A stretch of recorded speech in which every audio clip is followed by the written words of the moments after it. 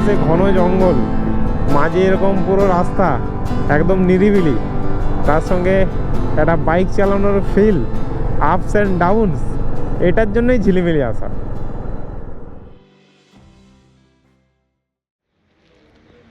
আগে টপ বক্সটা নিয়ে নিয়েছি, তার কারণ এরকম শিল্পার আমার রেনকোটগুলো নেবো, আর কয়েকটা জিনিস নিয়েছি। আর মেঘের যে অবস্থা, যে কোনো সময় বৃষ্টি নামাতে পারে।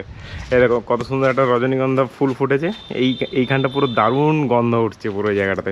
যাই হোক, আর বেশি কথা না বাড়িয়ে এগুলো রেখে দিই একদম। টপ বক্স বন্ধ, চলো আজকের গন্তব্য ঝিলিমিলি।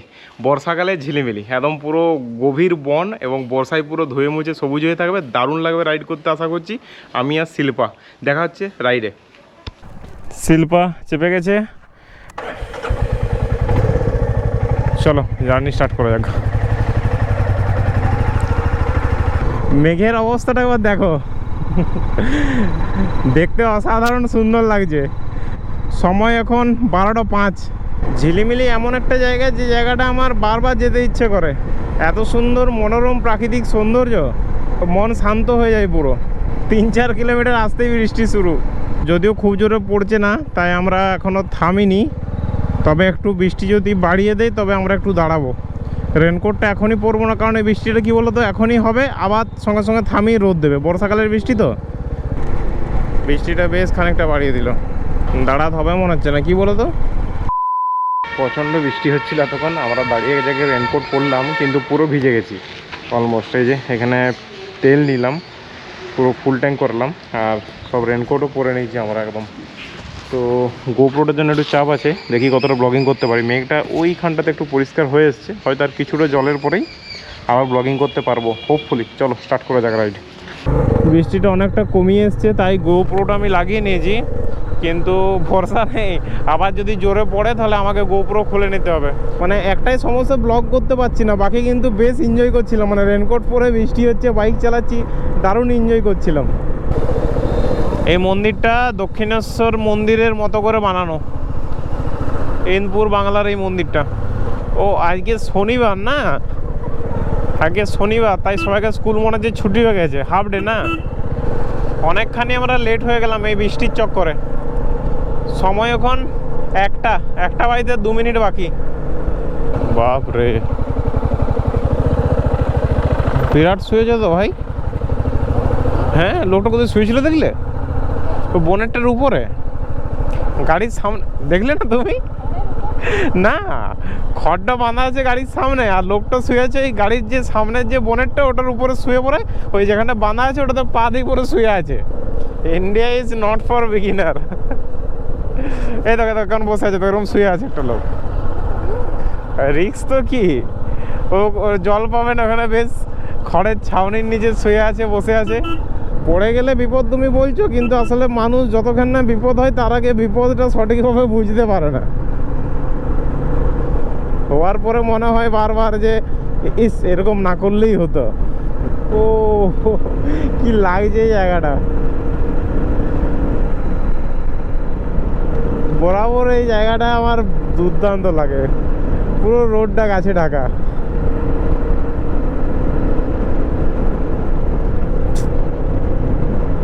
বর্ষাকালে এরকম হুটহাট বৃষ্টি পড়ে পড়ে, কিন্তু এই রাইড করার মজাটা পুরো ডিফারেন্ট হয়, বিশেষ করে ন্যাচারাল বিউটিটার জন্য। হ্যাঁ, আর একটা ভয় থাকে, সাপের ভয়। এই বিগত কিছু বছর চন্দ্রবোড়ার যা উপদ্রব বেড়েছে, মানে বিশেষ করে চাষিদের জন্য খুবই ভয়ানক। এখান থেকে ঝিলিমিলি এখনও 35 কিলোমিটার, এই যে রানীবাঁধ 14 কিলোমিটার, আর মুকুটমণিপুর 7 কিলোমিটার, যেটা আমাদের ডান দিকে যেমন বললাম। আর এই দেখো ছোট্ট একটা পাহাড়, মুকুটমণিপুরের গেট, এই রাস্তাটাতে মুকুটমণিপুর। আর আমরা যাবো সোজা ঝিলিমিলি। যখনই কোনো এরকম বড় গাড়ি বেরোচ্ছে আর আমি তার পিছনে, আর ঠিক উপরে এরকম গাছ রয়েছে, কি হচ্ছে, ওই গাড়িটার হাওয়াতে গাছটা নড়ে যাচ্ছে, আর গাছের যত জল আমার গায়ে পড়ছে। সব থেকে কষ্ট হয় এরকম বাচ্চা বাচ্চা ছেলে মেয়েদের স্কুল ড্রেস পরে স্কুল থেকে ফেরা দেখলে। প্রতিটা জেনারেশনের গোল্ডেন পিরিয়ড। আমি জানি না নেক্সট জেনারেশনের হবে কি না, কারণ এই আগামী প্রজন্মটা একটু অন্য ধরনের, তো সবাই একটু বেশি স্মার্ট, তাদের এই স্কুল টুল আরও এতটা ভালো লাগবে কি না আমাদের হয়তো যখন স্কুলে পড়তাম তখন অতটা ভালো লাগেনি, কিন্তু যখন পেরিয়ে এখন বড় হয়ে গেছি তখন মনে হয় যে আমরা সব থেকে বেস্ট টাইমটা কাটিয়ে চলে এসেছি। 1:35, হ্যাঁ অনেকটা খানি লেট হয়ে গেছে। লেট টেট এখন বাদ দাও, এখন জাস্ট নেচারটাকে উপলব্ধি করো, কি সুন্দর লাগছে।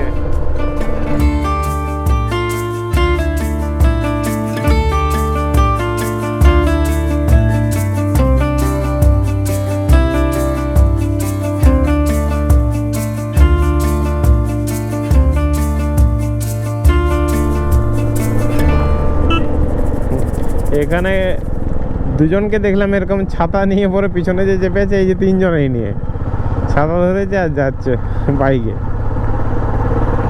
এদিকে যতবার আসি আমার এই গ্রামগুলো আমাকে মুগ্ধ করে। কৃষ্ণটা সরল সাধারণ একটা মানে কি বলবো সামাজিক পরিবেশ। আচ্ছা আমরা এখন কোথায় যাব বলো তো? এখন আমরা প্রথমে যাব ওই রিমিল ইকো রিসোর্টটাতে, ওখানে যেয়ে পরে লাঞ্চ করব, তারপর আমরা বাকি জায়গাগুলো ঘুরবো একটু। এই যে নিরিবিলির মধ্যে জঙ্গলের মাঝে রাস্তার মধ্যে বাইক চালানো মজাটাই আলাদা। এটার জন্যই ঝিলিমিলি আসা, শুধু এই ফিলটা নেওয়ার জন্য। দুপাশে ঘন জঙ্গল, মাঝে এরকম পুরো রাস্তা একদম নিরিবিলি, তার সঙ্গে একটা বাইক চালানোর ফিল, আপস অ্যান্ড ডাউনস, এটার জন্যই ঝিলিমিলি আসা।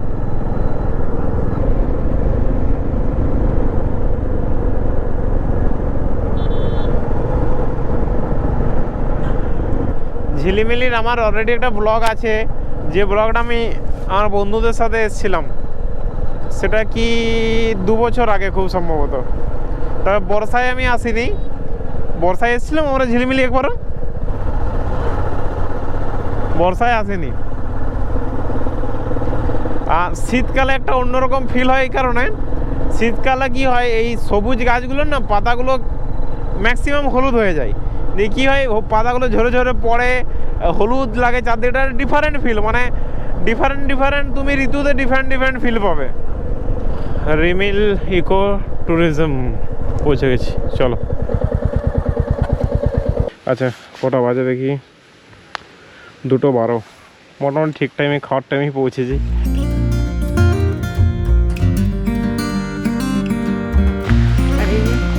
ট্রি হাউস দেখো, এনার অবস্থা, সবাই অবস্থাটা দেখো, রেনকোট পরে আর করে এসছে। তুমি আসো নি রেনকোট পরে? আসো নি তুমি? আমিও এসেছি রেনকোট পরে। না আমি খেতে শুরু করে দিয়েছি, এত খিদা পেয়েছিল আমি তোমাদেরকে দেখাতেই ভুলে গেছি।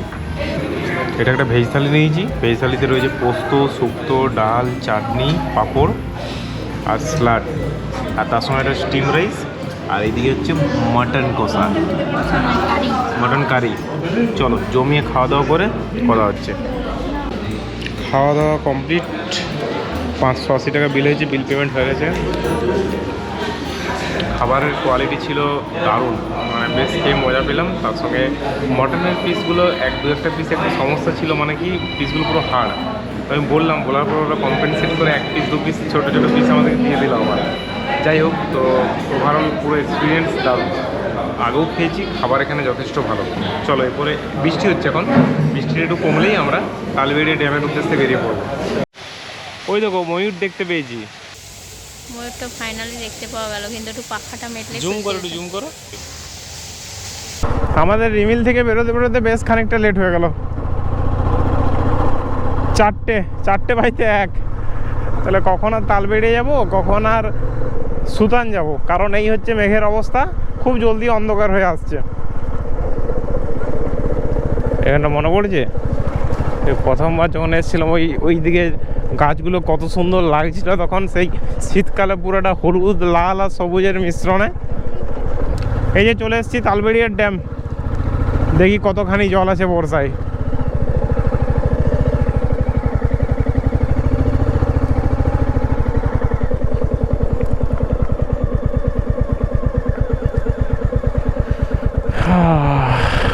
ভালোই জল আছে, তবে আমি আর একটু বেশি আশা করেছিলাম এর থেকেও।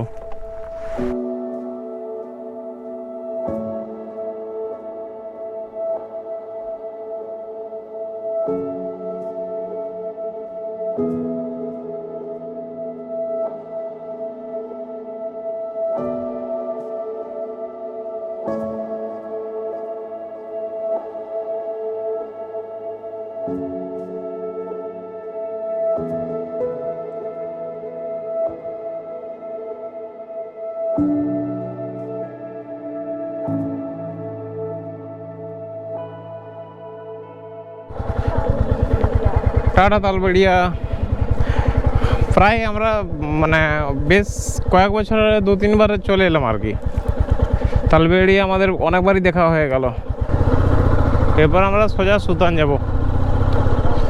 সুতানের গভীর জঙ্গল, এরকম একটা মেঘাচ্ছন্ন পরিবেশে অন্ধকার অন্ধকারে আরও বেশি মায়াবী করে তুলবে সুতানটাকে। এই রাস্তাটার অবস্থা খুব খারাপ হয়ে গেছে। আচ্ছা আমি দেখছি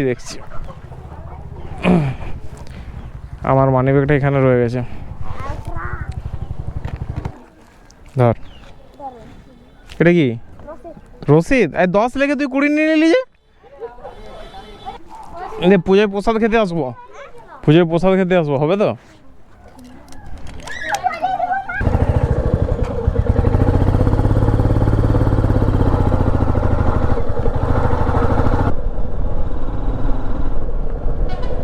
বাস আসছে, দেখেছো বাসটার স্পিড দেখলে? আমি 40-এ যাচ্ছি, বাসটা মনে 60-70 আসছে। টার্নিংটা বাঁকছি, কোনো একটা হর্ন নেই ওই দিক থেকে বাস আসছে বলে। দেখার পর হর্ন দিল। এত বড় একটা গাড়ি আসছে, ওর কোনো কর্তব্য নেই যে হর্ন দিতে হবে? ওইদিকে ছোটো গাড়ি থাকতে পারে, তার উপরে এত স্পিড, কি বেপরোয়া। এই যে সুতানের জঙ্গল, এটা আরেকটা নাম হচ্ছে 12 মাইলের জঙ্গল। সুতানের জঙ্গল ঢোকার রাস্তা 6.143 কিলোমিটার। অ্যান্ড এখানের পরিবেশটা ফিল করো। ও ভাই, একবারে শান্ত চুপচাপ নিরিবিলি একটা পরিবেশ। এরকম কন্ডিশনে আমি কোনোদিন সুতান আসিনি। হ্যাঁ উঁচু নিচুই তো এগুলো তো।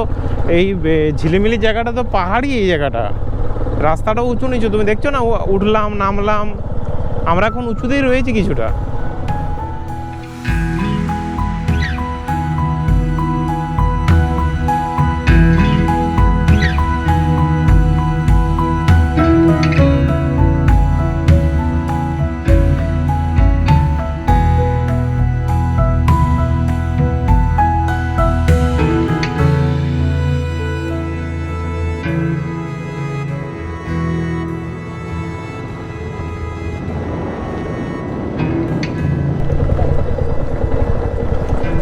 এরকম অনেকটা ফাঁকা ফাঁকায় আসার পরে মানুষজন দেখতে পেলে মন ভালো হয়ে যায়।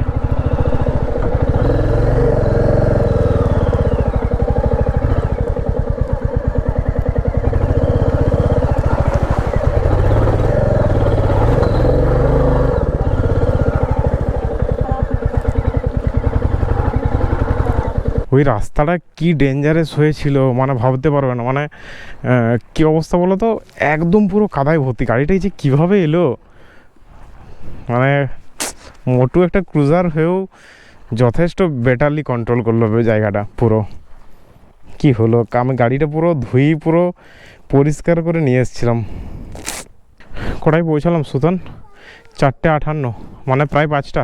এই যে একটা নিরিবিলি শান্ত পরিবেশ, দেখো একটা পাখি ডাকছে, শব্দ শোনা যাচ্ছে। বৃষ্টি পড়লে সে বৃষ্টির ফোঁটার শব্দ পাবে, পুকুরে পড়েছে। তার সঙ্গে গাছের পাতায় যদি হাওয়া লাগে তার শব্দ পাবে। তো এই যে ছোট ছোট প্রাকৃতিক জিনিসগুলোর যে অনুভূতি পাওয়া, এই জন্য এই জায়গাটা খুবই মানে স্পেশাল আর কি। কারণ অনেকটা গভীরে না, জনজীবন থেকে অনেকটা দূরে।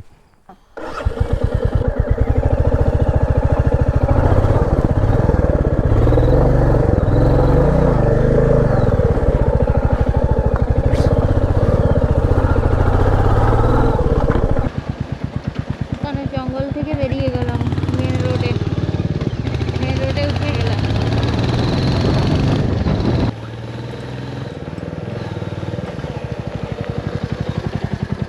আমাদের এই বেরোতে এত লেট হয়ে গেছিলো, কিন্তু তাও ভালোই ঘুরলাম। বৃষ্টির মধ্যে ঘুরতে বেশ ভালোই মজা হলো। এই যে দেখো তো কেমন ঘুরলে বলো? এই বর্ষাতে ঝিলিমিলি একদম দারুণ লাগলো, আমার তো বেশ দারুণ লাগলো, শিল্পারও বেশ সুন্দর লেগেছে। আশা করি তোমাদেরও ভালো লাগবে, কারণ এই মেঘাচ্ছন্ন পরিবেশে গাছপালা, প্রাকৃতিক সৌন্দর্য এবং সুতানের নিস্তব্ধতা একদম মন কেড়ে নেওয়ার মতো। যাই হোক, ভিডিওটা এখানেই শেষ করছি, দেখা হচ্ছে পরের ভিডিওতে, পরের ব্লগে। ততদিন পর্যন্ত টাটা।